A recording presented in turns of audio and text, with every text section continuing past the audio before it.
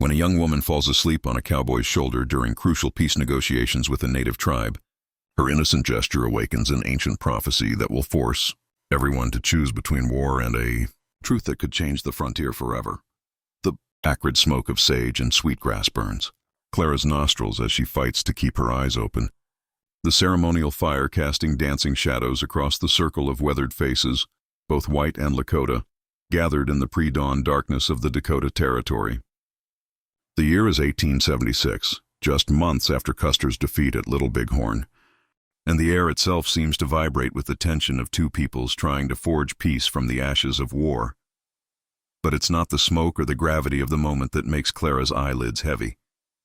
It's the strange, sweet scent that seems to emanate from the very earth beneath the sacred circle. A smell like honey mixed with something metallic, something that reminds her of the taste of copper pennies held too long on the tongue. The smell grows stronger as the night wears on, and with it comes a drowsiness that feels unnatural, almost supernatural. Beside her, Jake Morrison sits rigid with the careful posture of a man who knows that one wrong move could shatter the fragile truce that has brought them all together. His leather vest creaks softly as he breathes, and Clara can feel the tension radiating from his body like heat from a forge. But there's something else. A warmth, a steadiness that draws her like a moth to flame. The Lakota chief, Standing Bear, speaks in measured tones about boundaries and hunting rights, his words translated by a half-breed interpreter whose eyes never quite meet anyone's gaze. The white negotiators, territorial officials, and army officers respond with their own careful phrases about progress and civilization. But Clara hears none of it clearly. The strange drowsiness pulls at her consciousness like an undertow, and despite every effort to remain alert, her head begins to drift toward Jake's shoulder. The moment her cheek touches the worn leather of his vest, the entire circle falls silent. Not the natural pause of conversation, but a sudden, absolute stillness that seems to stop time itself. Clara's eyes snap open to find every Lakota warrior staring at her with expressions of shock, awe, and something that might be fear. Standing Bear rises slowly, his weathered face pale in the firelight. When he speaks, his voice carries the weight of prophecy. The sleeping woman has come. Clara jerks upright, her face burning with embarrassment as she realizes what she's done. In a gathering where every gesture carries diplomatic weight, she's committed what must surely be an unforgivable breach of protocol. But the reactions around the circle confuse her more than they comfort her. The white officials look annoyed but not surprised. Clearly, they view her presence as an unfortunate necessity rather than a diplomatic asset. Clara is here only because her father, Colonel William Hayes, insisted that a woman's presence might help demonstrate the peaceful intentions of the territorial government. But the Lakota warriors are reacting with something far more complex than mere disapproval. What did he mean? Clara whispers to Jake. But the cowboy's face has gone ashen beneath his tan. I don't know, Jake replies. But his voice carries a tremor that suggests he knows more than he's willing to admit. Standing Bear approaches Clara with the careful steps of a man approaching something sacred and dangerous. You are the daughter of the soldier Chief Hayes? Yes, Clara manages, her voice barely audible above the crackling of the fire. And you sleep without fear on the shoulder of the white warrior? Clara glances at Jake, noting for the first time the way the Lakota refer to him, not as a cowboy or rancher, but as a warrior. I was tired. I meant no disrespect. Standing Bear exchanges glances with the other tribal elders, and Clara catches fragments of rapid Lakota that her limited knowledge of the language can't translate. But she recognizes the tone, urgent, excited, fearful. The negotiations must stop, Standing Bear announces. We must consult the spirits. The sleeping woman changes everything. As the Lakota begin to withdraw, Clara catches sight of something that makes her blood run cold. In the dirt beside where she'd been sitting, her body has left an impression. But the earth around it has turned a deep red color, as if stained with blood. Yet she knows she's not injured, and the metallic smell that had made her drowsy is stronger than ever. Dawn breaks gray and cold over the temporary camp where the peace negotiations have been suspended, and Clara finds herself walking the perimeter with Jake, both of them trying to understand what happened during the night. The other white officials have made their displeasure clear, Clara's performance has disrupted delicate negotiations at a crucial moment, and they blame her feminine weakness for what they see as a diplomatic disaster. But Jake seems troubled by something deeper than diplomatic protocol. As they walk, Clara notices him studying the ground with the intensity of a tracker, his eyes searching for signs that only he seems able to read. "You're looking for something," Clara observes. Jake pauses beside a cluster of rocks that forms a natural windbreak. "Found it. Hidden among the stones is a piece of fabric, old, faded, but clearly from a woman's dress. The material is stained with the same red substance that had appeared in the earth where Clara slept, and it carries that same strange, sweet smell that had made her drowsy. This has been here a long time," Jake says, examining the fabric carefully. "Years, maybe decades. What does it mean?" Jake's expression is grim as he pockets the fabric. "I think it means you're not the first white woman to fall asleep in that circle, and I think something happened to the last one." The discovery sends a chill through Clara that has nothing to do with the morning air. She thinks of Standing Bear's reaction, the way he'd called her the sleeping woman, as if the title carried weight beyond the simple description of what she'd done. There's a history here, a story that no one has told her, and she's beginning to suspect that her presence at these negotiations wasn't as random as her father had made it seem. "Jake," she says carefully, "how long have you been in this territory?" "Long enough," he replies, but his evasiveness only confirms her growing suspicions. Long enough for what? Jake stops walking and turns to face her, his blue eyes holding secrets that seem to stretch back years. Long enough to know that some things are better left buried, Clara. And long enough to know that you're in more danger than you realize.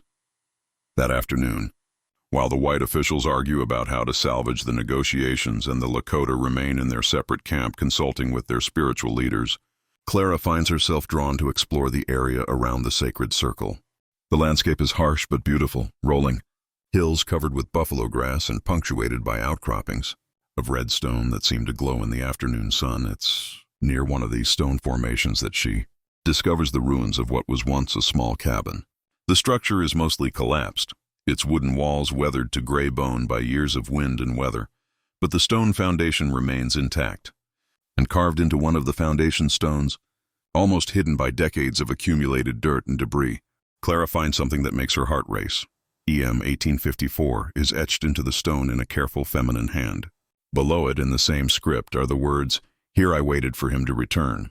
Clara brushes away more dirt and debris, revealing additional carvings that tell a story of love and loss. Day 47. Still no word. Day 73. The Lakota bring food. Day 112. I fear he is dead. The final carving is different, deeper and more urgent. They say I must choose. I cannot. God forgive me. As Clara studies the carvings, memories begin to surface. Fragments of stories her father had told her about the early days of the territory, about conflicts between settlers and tribes, about women who disappeared into the wilderness and were never seen again. But there's something else. Something more personal that tugs at the edges of her consciousness. She remembers her father's reaction when she'd volunteered to accompany the negotiation party. He'd seemed almost relieved, as if her presence solved some problem she didn't understand.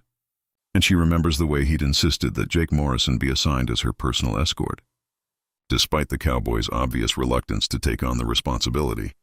"You knew," Clara whispers to the empty ruins. "You both knew this would happen." The sound of approaching hoofbeats interrupts her thoughts, and Clara looks up to see Jake riding toward the ruins with an expression of barely controlled panic on his face. "You shouldn't be here," he says, dismounting quickly and moving to her side. "Why? What is this place?" Jake's eyes take in the carved stones, and Clara sees recognition there, and guilt. This was Emily Morrison's cabin. "My sister." The revelation hits Clara like a physical blow. "Your sister lived here?" 22 years ago, she came west with her husband, a surveyor working for the territorial government. But he disappeared during a mapping expedition, and she stayed here waiting for him to return. Clara looks at the carvings again, understanding now why the initials EM had seemed familiar. What happened to her? Jake's voice is barely audible.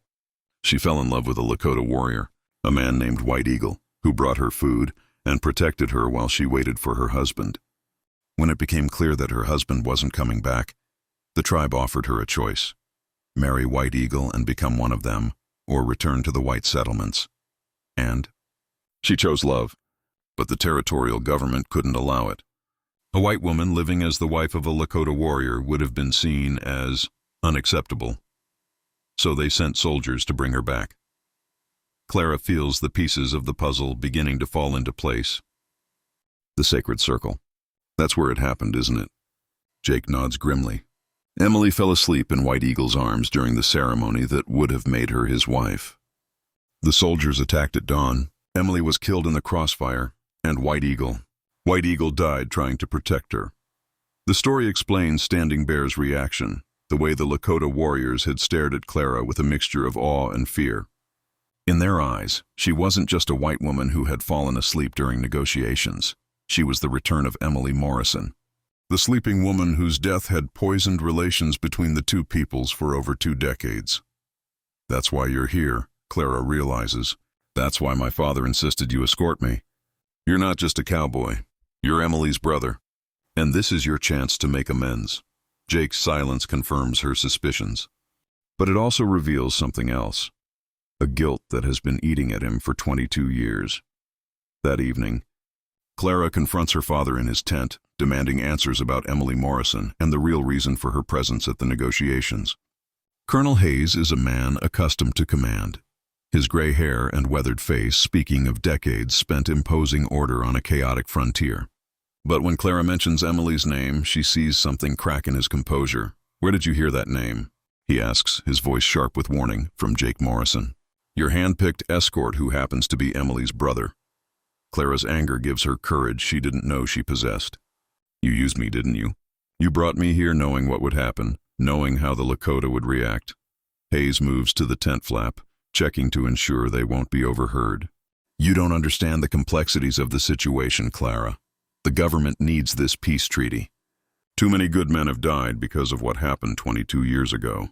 So you decided to use your own daughter as bait? I decided to give you a chance to heal old wounds." Hayes' voice carries the weight of command, but also something else: desperation. The Lakota believe in signs and prophecies. They think Emily Morrison will return to set things right. If you can convince them that you're not her, that you're something different, what if I don't want to convince them of anything? Clara interrupts. "What if I think they deserve the truth about what really happened to Emily?" Hayes' expression hardens. "The truth is that Emily Morrison was a traitor who chose savages over her own people.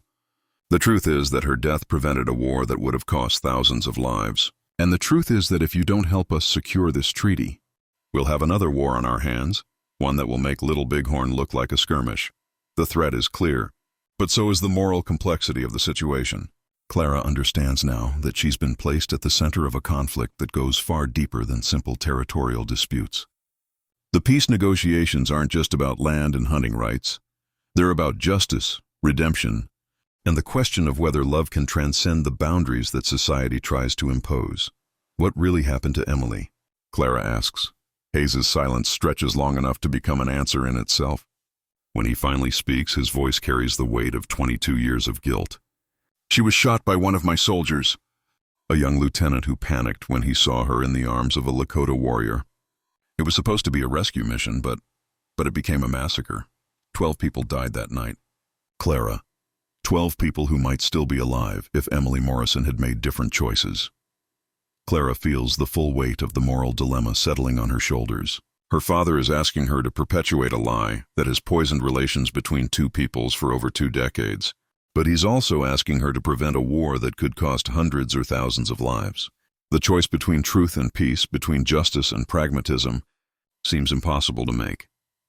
Unable to sleep, Clara returns to the sacred circle in the pre-dawn darkness, drawn by a need to understand the full scope of what happened to Emily Morrison. The fire has been rekindled, and she finds Standing Bear sitting alone beside it, his weathered face reflecting the dancing flames. "You seek answers," he says without looking up. "I seek truth," Clara replies, settling beside him with a boldness that surprises her. Standing Bear nods approvingly. "Truth is a dangerous thing on the frontier. It has sharp edges that cut both ways. Tell me about Emily Morrison." The old chief's eyes grow distant, as if he's seeing across the years to that night when everything changed. "She was like you, Brave, stubborn, willing to risk everything for what she believed was right. White Eagle loved her more than life itself, and she loved him. Love is not always enough, Standing Bear replies. Emily Morrison loved White Eagle, but she also loved her people. She thought she could bridge the gap between two worlds. But some gaps are too wide for any bridge. Standing Bear reaches into a leather pouch and produces something that makes Clara's breath catch. A small silver locket, tarnished with age but still recognizable as the kind of jewelry a white woman might wear. This was hers, he says, placing it in Clara's hands. She gave it to White Eagle on the night she died, as a promise that their love would survive even death. Clara opens the locket to find two miniature portraits, one of a young woman with dark hair and determined eyes, the other of a Lakota warrior whose face radiates both strength and gentleness. But it's what's engraved on the inside of the locket that takes her breath away. To my beloved Jake, may you find the peace that has eluded us all. Emily, the locket wasn't meant for White Eagle at all. It was meant for Jake Morrison, Emily's brother, as a final message from beyond the grave. She knew, Clara whispers. She knew what was going to happen. Standing Bear nods gravely. Emily Morrison had the gift of seeing. She knew that her choice would bring death, but she also knew that someday someone would come to set things right. She called this person the sleeping woman, one who would sleep without fear in the arms of her enemies and awaken a new understanding between our peoples. The revelation recontextualizes everything Clara thought she understood about her situation. She isn't just a pawn in her father's diplomatic game or a random woman who happened to fall asleep at the wrong moment. According to Lakota prophecy, she's the fulfillment of Emily Morrison's final vision, a bridge between two worlds that Emily herself couldn't become. But the prophecy comes with a price. Standing Bear's next words chill Clara to the bone. The sleeping woman must choose, as Emily chose, love or duty, truth or peace, life or death. The next morning brings news that transforms the already tense situation into something approaching crisis. A Lakota war party, led by a young warrior named Black Hawk, has attacked a settler family 50 miles to the south. 3 people are dead, including a woman and child. And the territorial government is demanding immediate military action. Colonel Hayes summons Clara to an emergency meeting with the other white officials, his face grim with the knowledge that the fragile peace negotiations are on the verge of collapse. The attack changes everything, he announces. We can't negotiate with people who are actively killing our citizens. The army is mobilizing and we'll have a full military response within 48 hours. What about the treaty? Clara asks. There won't be a treaty, replies Major Thornton, the senior military officer present. There will be a war, and this time we'll finish what Custer started. But Jake Morrison, who has been silent throughout the meeting, suddenly speaks up with information that changes the entire dynamic. Blackhawk isn't acting on Standing Bear's orders. He's leading a rogue faction that opposes any peace with the whites. How do you know this? Hayes demands. Because I've been talking to the Lakota scouts. Blackhawk's attack was designed to sabotage these negotiations. He wants a war because he believes it's the only way to drive the whites out of Lakota territory permanently. The revelation that there are factions within the Lakota tribe working at cross purposes adds another layer of complexity to an already impossible situation. Clara realizes that the choice she faces isn't just between truth and peace, but between different visions of what peace might look like. There's something else, Jake continues, his voice heavy with reluctance. Standing Bear has made an offer. He'll turn over Black Hawk and his warriors to face justice for the attack, but only if Clara agrees to participate in a ceremony that will fulfill the prophecy of the sleeping woman. What kind of ceremony? Clara asks, though she suspects she already knows the answer. A marriage ceremony, Jake replies. To White Eagle's son. Running Wolf, Standing Bear believes that a union between you and a Lakota warrior will heal the wounds left by Emily's death and create a lasting peace between our peoples. The silence that follows is deafening. Clara understands now that she's being asked to make the same choice that destroyed Emily Morrison, to choose love over duty, or duty over love, with the knowledge that either choice will have consequences that extend far beyond her own life.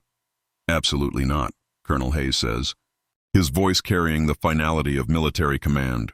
I won't sacrifice my daughter to savage superstition. But Clara finds her voice, and when she speaks, it carries a strength that surprises everyone in the tent. including herself. "The choice isn't yours to make, Father. It's mine."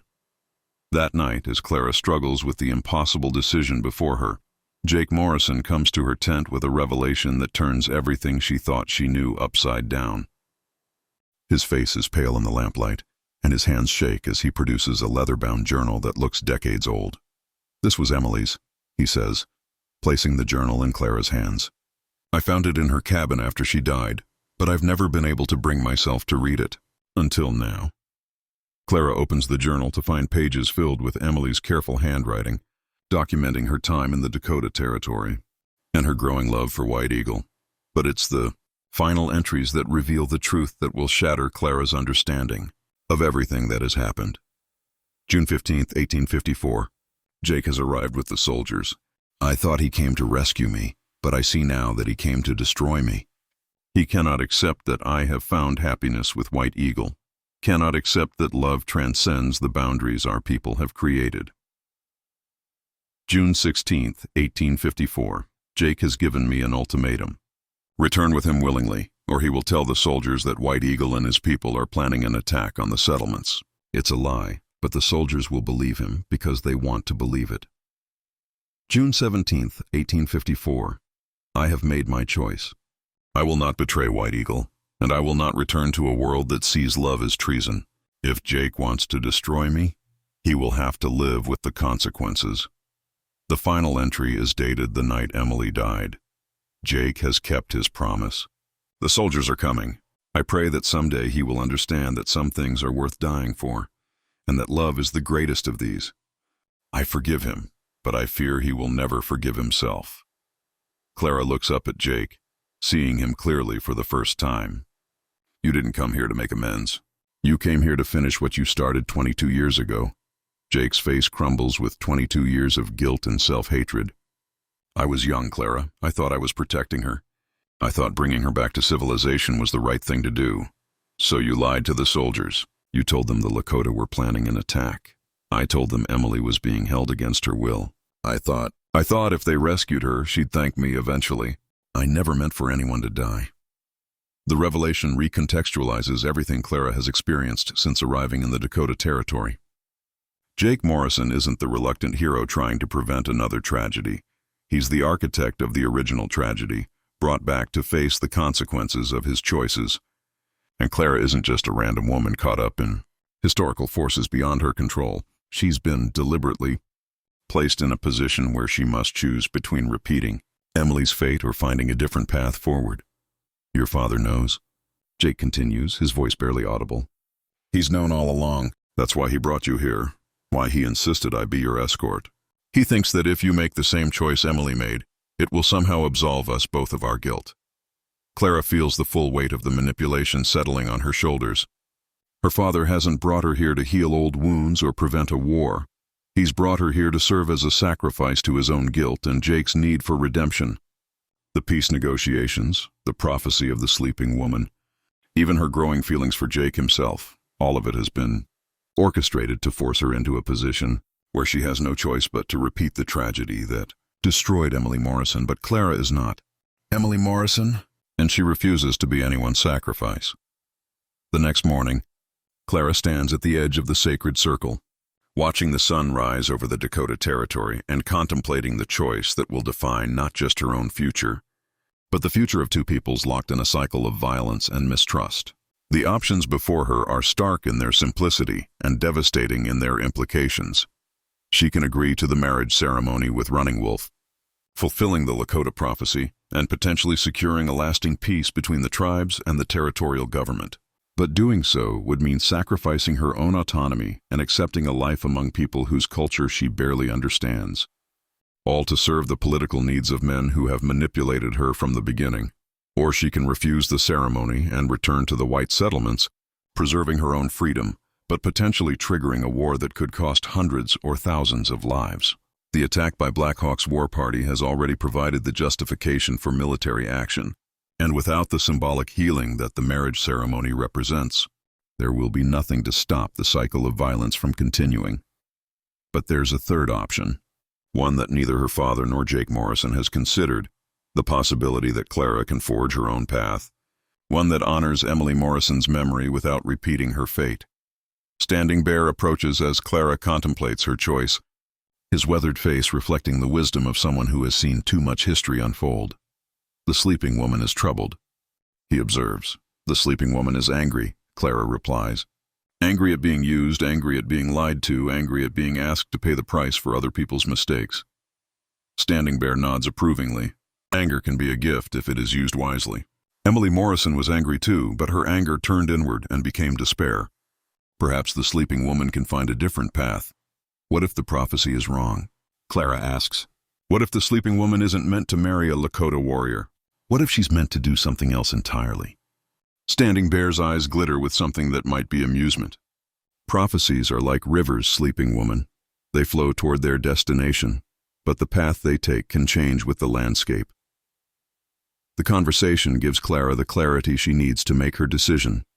She will not be Emily Morrison, sacrificing herself for other people's vision of peace. But she will not abandon the possibility of peace entirely. Instead, she will forge a new path, one that requires courage from everyone involved, not just from her.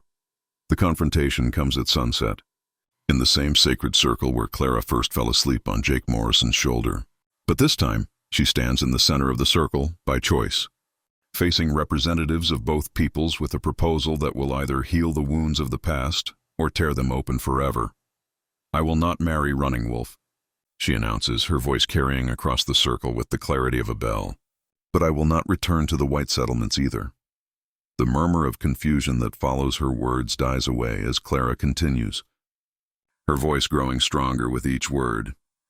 22 years ago, Emily Morrison tried to bridge two worlds and died in the attempt. But she failed not because her love wasn't strong enough, but because the people around her, on both sides, weren't ready to accept that love could transcend the boundaries they had created. Clara turns to face her father, seeing the mixture of pride and fear in his eyes. You brought me here to repeat Emily's sacrifice, to buy peace with my life. But I won't be your sacrifice, Father. I won't be anyone's sacrifice. She turns to Standing Bear, noting the careful attention with which he listens to her words. And I won't fulfill your prophecy by marrying a man I don't love, no matter how noble his intentions or how great the need for peace. The silence that follows is heavy with tension, but Clara isn't finished. Instead, I propose something different. I will stay in the Dakota Territory, but not as anyone's wife. I will establish a school, a place where Lakota children and white children can learn together, where two peoples can begin to understand each other without the barriers of fear and prejudice. The proposal sends shockwaves through both groups. Colonel Hayes steps forward, his face red with anger. Clara, you can't be serious. A school? In the middle of nowhere? It's impossible. Why? Clara challenges. Because you think the Lakota are incapable of learning? Or because you think white children are too good to learn alongside them? Standing Bear raises his hand for silence, his weathered face thoughtful as he considers Clara's proposal. The sleeping woman offers a different kind of bridge. Not marriage, but knowledge. Not sacrifice, but service. It's madness, Major Thornton interjects. The government will never support such a scheme. But Jake Morrison, who has been silent throughout the exchange, suddenly steps forward with words that surprise everyone. I'll support it. I'll help build the school, help protect it, help make it work. Clara stares at him, seeing something in his eyes that she's never seen before. Not guilt or desperation, but hope. Why? She asks. Because Emily was right, Jake replies, his voice carrying the weight of 22 years of regret. Some things are worth dying for. But maybe, just maybe, some things are worth living for, too. The debate that follows is fierce and sometimes bitter, with representatives from both sides arguing about the practicality, the politics, and the precedent of Clara's proposal. But gradually, a consensus begins to emerge, not because everyone agrees with the idea, but because everyone recognizes that it offers something the other options don't. Hope. Standing Bear speaks for the Lakota. We will send our children to the sleeping woman's school, if she promises to teach them the ways of both peoples. Colonel Hayes, after a long internal struggle, speaks for the territorial government. The Army will provide protection for the school, if it helps prevent another war. But it's Running Wolf, the young warrior Clara was supposed to marry, who provides the final piece of the puzzle. "I will help build this school," he says, his English careful but clear. Not as the sleeping woman's husband, but as her friend. Perhaps friendship is a stronger foundation than marriage for the bridge she wants to build. 1 year later, Clara stands in the doorway of a log building that has become the first integrated school in the Dakota Territory, watching Lakota and white children play together in the yard, while their parents, former enemies, work side by side to expand the facilities.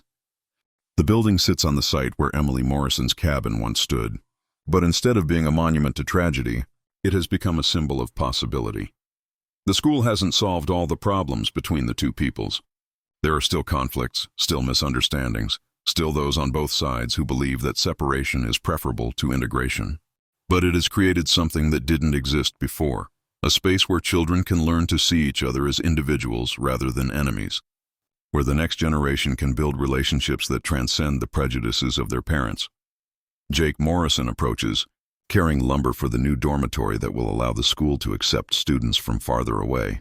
The guilt that once consumed him hasn't disappeared entirely, but it has been transformed into something more productive, a determination to build rather than destroy, to heal rather than harm. "Any regrets?" he asks, setting down the lumber and wiping sweat from his forehead. Clara considers the question seriously. She thinks of the life she might have had if she'd returned to the settlements, marriage to some respectable man, children of her own, the security and predictability of civilization. Then she looks at the children playing in the yard, Lakota and white together, and at the adults working side by side despite their differences. "No," she says finally. "No regrets." Standing Bear emerges from the school building, where he's been teaching the children traditional Lakota stories. At 73, he moves more slowly than he once did, but his eyes are bright with the satisfaction of someone who has lived to see his people's children learning to read and write in both English and Lakota. "The sleeping woman has awakened something good," he tells Clara, using the title that has stuck despite her protests. Emily Morrison's spirit can rest now. Clara nods, understanding that she has indeed fulfilled a prophecy, not the one that Standing Bear originally envisioned, but a deeper one that Emily Morrison herself might have recognized. The prophecy wasn't about marriage or sacrifice or repeating the patterns of the past. It was about finding the courage to imagine a different future and the determination to make that future real. As the sun sets over the Dakota Territory, painting the sky in shades of gold and crimson, Clara reflects on the choices that brought her to this moment. She thinks of Emily Morrison, who died trying to bridge two worlds, and of all the people, both Lakota and white, who have died in the conflicts that followed. Their deaths weren't meaningless if they led to this moment, to this place where children can learn that the differences between peoples are less important than their shared humanity. The test of character, Clara has learned, isn't found in the dramatic moments when we're forced to choose between obvious right and wrong. It's found in the quiet moments when we choose to build rather than destroy, to hope rather than despair, to see possibility where others see only problems.